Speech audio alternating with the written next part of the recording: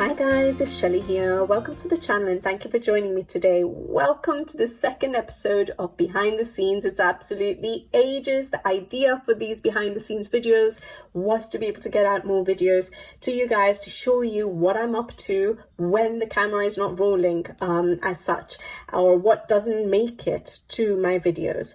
But yeah, it's been busy, and on this video, one of the snippets I show you, behind the scenes snippets, will share with you my updates, and I will also share with you a little bit of coloring, a little bit of sharing a supply and what I think about it, and a little bit of tips and tricks as well. I know a lot of you enjoyed the first behind the scenes video, and hopefully you'll enjoy this one too. And I'm back into the rhythm of things and back to routine, so you'll be getting more frequent videos from me now again, back to normal. And yeah, hopefully these behind the scenes videos will be more frequent than they have been. But yeah, I hope you guys enjoy it. I enjoyed making this video.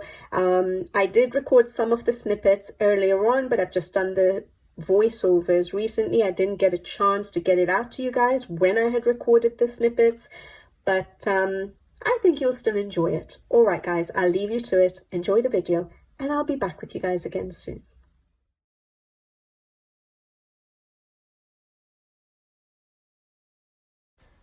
Hi guys, I just wanted to hop on here and give you a little update on where I've been and what's been going on this summer. So, summer holidays. I've been super busy, mostly with my son. Since he was off school, all my days off work were completely dedicated to spending time with him. And honestly, I've loved every single minute of it. We had such a good time just being together, making memories and enjoying the summer. We even went on holiday, and while you're watching this, you'll see a little clip from a stationery shop I found in Zermatt, Switzerland. Of course, I couldn't resist popping in. Zermatt was actually the last stop on our trip, and by that point, I think it was 10 days in, I was really missing my coloring, this channel, and of course, all of you. So, stepping into a shop full of coloring books and stationery, it just felt like coming home. They actually had some really interesting books that I hadn't seen before, so I thought I'd show you a few of them here on screen, just really quick breeze throughs. So in case any of you like any of these books, you can try and look for them on Amazon or something. I haven't tried to look for them yet, but there were some beautiful books. There were also some lovely coloring supplies, but I've got to say, everything was so expensive, just like the rest of Switzerland. I don't know why I expected that, you know, the coloring books or coloring supplies might be a little bit cheaper, especially Caran d'Ache, because it's from Switzerland. But no, it definitely was not. So in the end, I didn't buy much at all. Just one cute origami pen for my son and one for myself. And it was my first origami pen, and now I think I have to collect the whole range. They're beautiful to write with and they're just too adorable, and so I'm going to have to try and get every single one of them now. But anyway, summer has been very busy, busier than I actually realized. I had this idea in my head that summer holidays for my son would mean a bit of a break for me too, but wow, was I wrong. When we got back from our trip, I think it was just a couple of days later, my sister and her family came to visit us for about a week, which was absolutely lovely. We spent lots of time together in between my work days, late nights up. My son was up late at night as well, to like 12 o'clock. He's never been up that late, and he just had an absolute blast. So all in all, it has been a beautiful summer, but as you can probably tell, the channel took a bit of a backseat, and honestly, so did my coloring. I didn't get much done at all because of time, but also because I felt like I was in a little bit of a coloring slump, maybe because there was just too much else going on and I couldn't find that little bit of inspiration or that drive to sit down at my desk because of everything else going on around me. But like I said, I enjoyed every second with my son, and I think he's growing up so fast that I don't regret taking that little bit of a break from my desk and spending that time with him. And to be honest, he's only going into year 1, but I was so emotional. It's been 6 weeks of having him around, and he was super excited to get back to school, and he literally ran out the door. And I felt so emotional being left behind on my own, but I'm going to have to get used to it, because it's just going to continue happening like that, right? There's going to be one day where he is going to be all grown up and he is going to have to leave me. So yeah, I enjoyed my summer with him. But hopefully, guys, I'm back now and ready to get back into the swing of things, and hopefully get back into my routine of work and after school activities with my son and the channel. So thank you guys so much for sticking around and being patient. I've missed this little corner of the internet, and I can't wait to share more with you all very soon. And yeah, I'm definitely going to be working on getting some stuff out for you guys.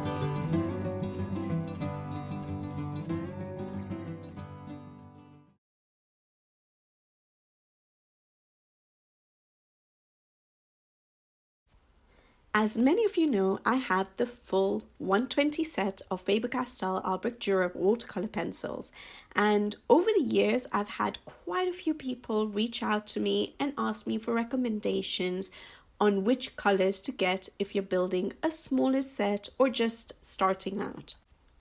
Since these are quite pricey artist quality pencils, I thought it might be helpful to really sit down and put some thought into what colors I'd recommend if you don't want or need the entire range.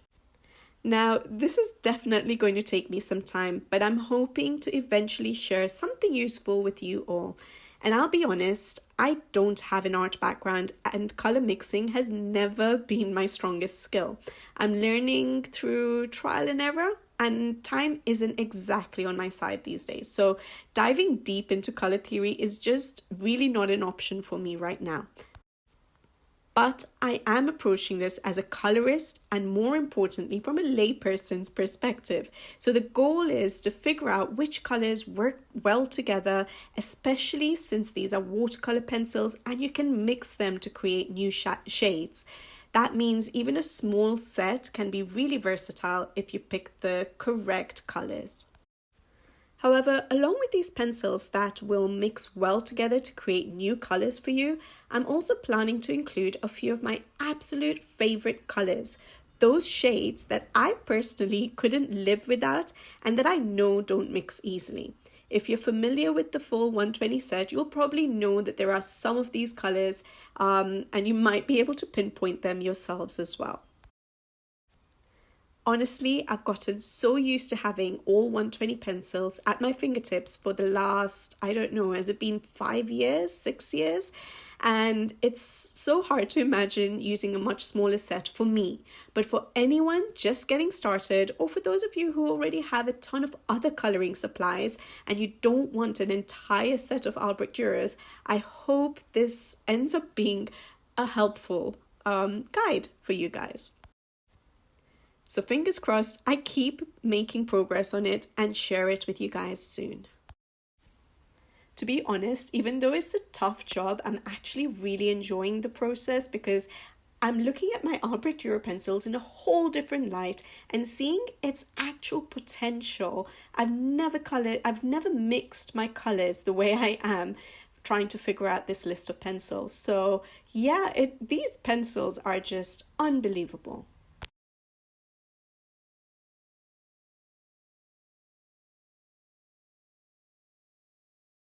So I colored this page from Tiny Forest by Nina Stajner, and I actually recorded this before I went traveling. A lot of these clips I'd already started working on for you guys, but just did not get the chance to get it out. Anyway, since I was working on it, I thought it might be nice to share a little snippet showing how I like to create a quick and simple grass effect. Now, I don't always love having flat, smooth looking grass in my coloring pages, so instead I prefer to add a bit of texture, something that mimics actual grass blades.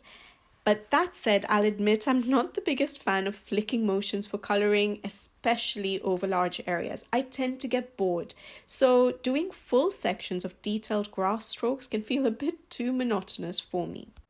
Instead, I like to add small, spread out areas of grass strokes, just enough to give that grassy feel without needing to cover the entire area with lines. So, I always start by basing the grass, as you guys probably already know, just to cover up the whites of the paper.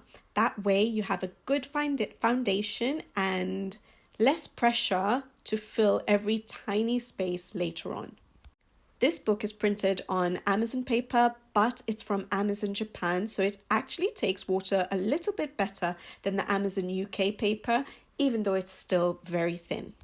I've used my trusty Albrecht Dürer watercolor pencils, which activate really nicely with just a little bit of water, so it works well on Amazon paper. And I've layered a few different shades of green here to get some more natural looking variation in the base. Of course, we have to wait and make sure that the base is dry, and then I start thinking about where my shadows might fall, like under objects or characters or trees. In those shadow areas, I go in with colored pencils.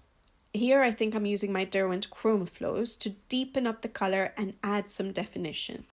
As you guys know, I love trying to create a 3D effect to my pages and give some depth to them, and that's why creating the shadow areas always comes next for me. In these areas, I will also place some of my grass strokes using a light flicking motion, mostly with the darker shades of the pencils to mimic the look of grass blades. You could use any pencils. I would also use my Albrecht Dürer pencils dry for this, as you guys know, but in this case I was just playing with my Chroma Flows and I was enjoying them. Now, when there is something sitting on the grass, like the fox, for example, the tail of the fox, I try to make the strokes of the grass go in slightly different directions because in real life, the grass would bend and move around the object. It just adds a bit more realism, although this is not a very realistic picture, but just having the grass strokes going up straight, for example, would not really give the effect of something sitting on top of the grass. Hopefully that makes sense. Once these obvious areas are all done, I then go in and place a few random patches of grass blades throughout the space. Nothing too uniform, just enough to sort of break up the smoother grass areas. And it's quick, easy, and it gives a nice natural look without taking way too much time. And that's it. This method really helps add texture and a bit of interest to large grassy areas without needing hours of work. So I hope you find it useful and maybe try it out on your next page.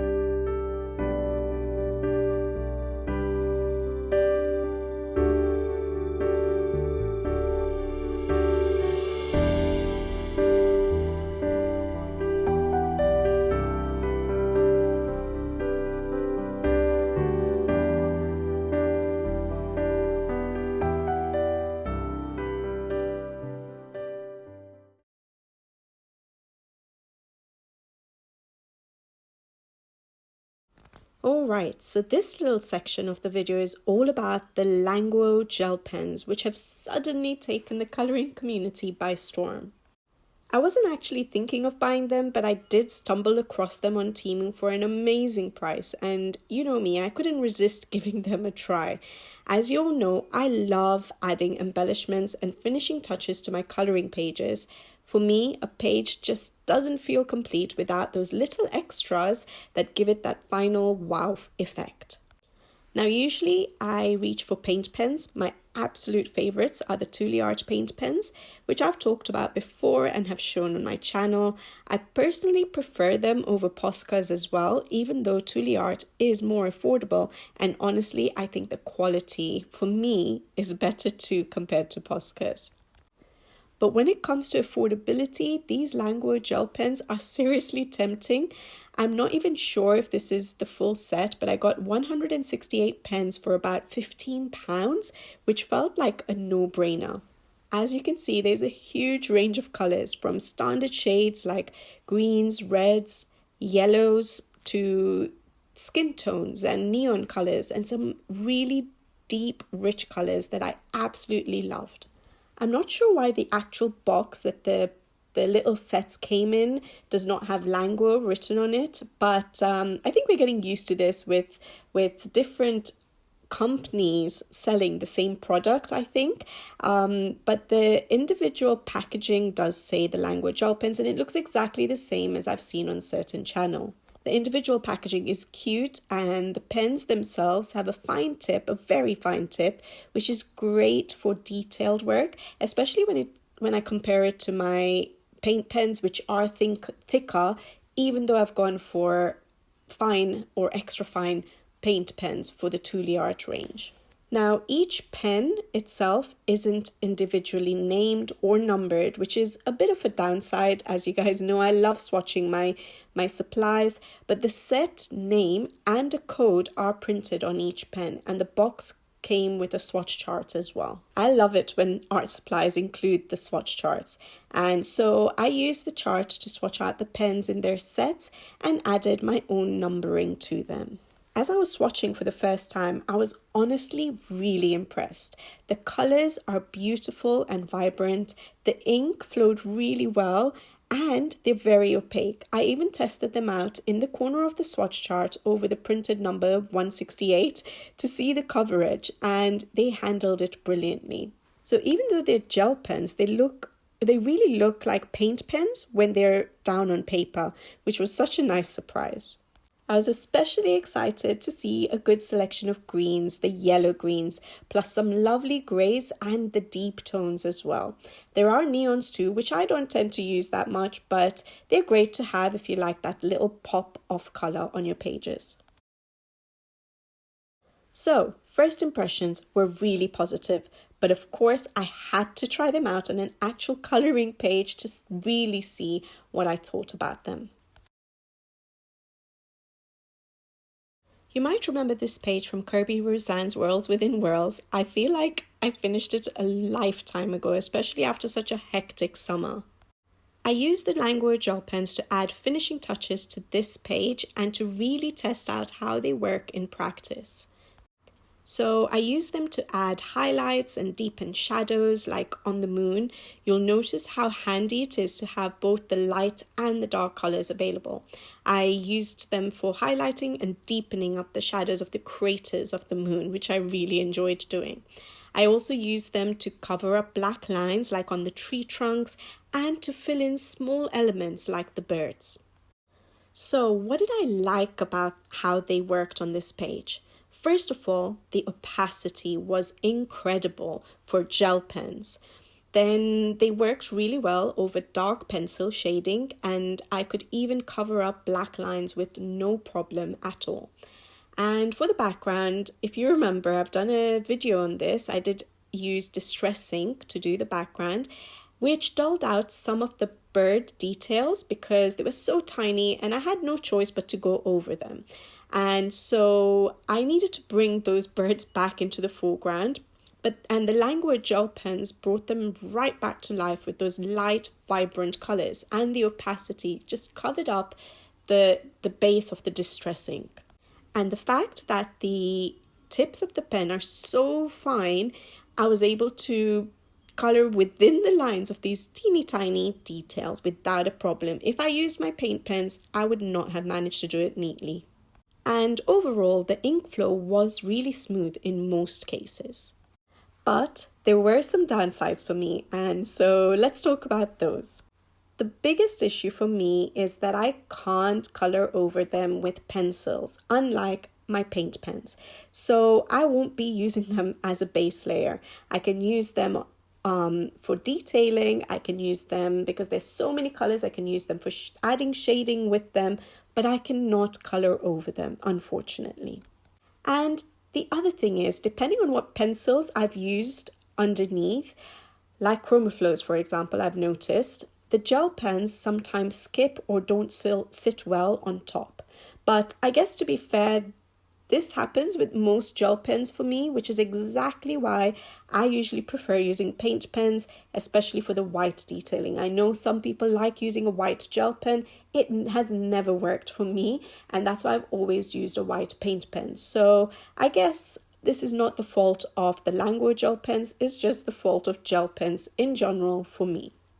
So for me, the question when I bought these pens were, will these replace my beloved Tule Art paint pens? And the answer is, sadly, no. I would have loved them to because yes, the price is just so attractive. However, the Tule Art paint pens are still more versatile for me, I guess. I can use them under pencil, over pencil, and they work beautifully as both a base and the finishing embellishments. And they have such a beautiful range of colors as well. But of course, don't come and attack me. I know these Language pens are gel pens. They're not paint pens. So they serve a very different purpose in my collection. And honestly, I will definitely keep using them. The thin tip is so useful for intricate pages, and the range of colors gives me so many options for especially the little final touches and intricate pages as well. So guys, that's my little swatch and thought session on the Language gel pens. Let me know in the comments if you've tried them out and what you think. I know most people are loving them. I have mixed feelings. I do like having them in my collection, but they don't replace what I was hoping that they would replace. So yeah, let me know. Are you team gel pen? Are you team paint pen? Are you both? I would love to know. How many times have you seen this whip, guys? Just a little spoiler, it is still a whip. But not because I'm not enjoying how it's coming along. Actually, I really like this page. It's just that lately I have been in one of those moods where I feel super inspired to start new pages, but not so much to finish them. And I'm sure many of you can relate. I posted a shorts video on all the whips that I have on the go, and I think a lot of you sort of vibed with me and said, yes, we're in the same boat, so it makes me feel so much better. That's just where my creative energy has been lately, but I have worked on this page a little bit, and I thought I'll bring you along to show you how I'm currently adding some depth to the page. You might remember that I mentioned using watercolor paints for this page. That's because Carolina's artwork really seems to suit that medium, and of course the paper quality in her books is just amazing, and it's perfect for handling water-based materials. So when I first started this piece, I was really determined to paint it and just to use paints. But if you've been around my channel for a while, you'll know how much I say I enjoy a pencil finish. I think that's part of why this page is taking me so long to finish. Watercolors just don't come to me naturally, and I miss the kind of control and detail that I can get with my pencils. But I want to keep going as I started, and so I do have a good base down with the watercolor paints, and I did try and add some depth with the paints, but I wanted to add the extra depth and 3D effect that I usually love in my finished pieces. But I think I was noticing that it's taking me a while to do it with the paints only, and I don't think I was in the mood to go back and keep layering up with watercolor paints until I got the depth that I really wanted. So instead I decided to pull out my Staedtler pigment art pens. These are water-based, but once they're dry, they become permanent, and that's because I think they're basically ink-based. And so they're also very vibrant because they're ink-based. So I decided to use them to add shadows and help create a bit more depth without having to battle with my paints. And I think it's working. But you'll notice I kind of hop around the page a bit. So you'll see me doing some turquoise sections, then moving on to the mushrooms, and then jumping over to the snake. And that's just how I work sometimes. I find that doing the same thing over and over, like repetitive elements, can feel a bit monotonous, and then I start to lose the spark for a page, and I do not want to lose the spark for a page. I obviously enjoyed the page or liked the page when I picked it, and I want to see the page through and enjoy the process, as I always say. So switching between different pages as well as different areas on a page does help keep me engaged. And sometimes this is why it takes me so long to record a full color along, because I have to try and make sure it's a little bit more, flows a bit better than when I'm coloring on my own and I'm just jumping all over the place. With the pigment pens, you'll see that I'm using them direct to the paper, but you can also activate it with water and just blend it out. So I'm using a really dark color and sort of a mid-tone color, working from the shadow areas into my highlight areas, definitely not pulling the color all the way to the highlight areas. And this will help just deepen up those shadow areas and make this illustration more 3D. So I do think these pigment pens might be the answer to helping me finally get it to a point where I'm happy with this page and can call it complete.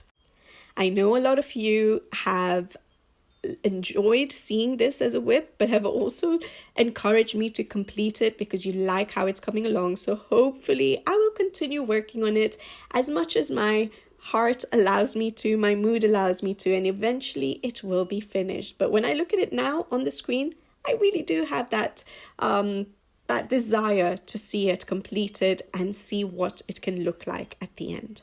Alright guys, I hope you enjoyed Behind the Scenes episode 2, and I'll be back with you guys again soon, I hope, and hopefully I'm back on track with my videos and everything. So yeah, I'll be back with you on another video very soon. So take care, thank you for watching, and see you on the next one. Bye bye.